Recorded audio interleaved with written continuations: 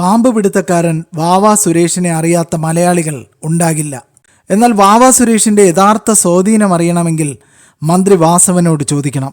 കഴിഞ്ഞ ദിവസം ഒരു ടെലിവിഷൻ ചാനൽ സംഘടിപ്പിച്ച പരിപാടിക്കിടയിലാണ് മന്ത്രി വാസവൻ വാവാ സുരേഷിന്റെ യഥാർത്ഥ സ്വാധീനത്തെക്കുറിച്ച് വെളിപ്പെടുത്തിയത്. വാവാ സുരേഷ് നമുക്കെല്ലാം അറിയാവുന്നതുപോലെ ഇന്ന് ലോകത്ത് ഒരുപക്ഷെ ആരാധകരുള്ള ഈ കേരളത്തിലെ കലാകാരന്മാരെ എടുക്കുമ്പോൾ അതിൽ മുൻനിരയിലുള്ള ഏറ്റവും പ്രധാനപ്പെട്ട ഒരു അനുഗ്രഹീതമായ കലാകാരനായി വാവാ സുരേഷ് മാറിയിരിക്കുന്നു.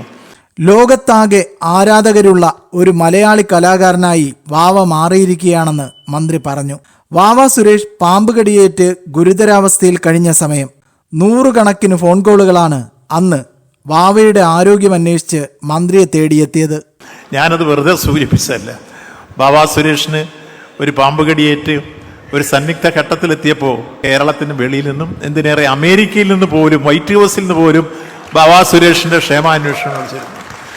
അമേരിക്കൻ വൈറ്റ് ഹൗസിൽ നിന്ന് വിളിച്ച് അദ്ദേഹം എൻ്റെ ഒരിക്കൽ 8 മിനിറ്റ് നേരം സംസാരിച്ചു. അതിലൊരു കോൾ അമേരിക്കൻ പ്രസിഡന്റിന്റെ വസതിയായ വൈറ്റ് ഹൗസിൽ നിന്നായിരുന്നു. തന്നെ ആരോ പരിഹസിക്കാൻ വിളിച്ചതാണെന്നാണ് മന്ത്രി ആദ്യം കരുതിയത്.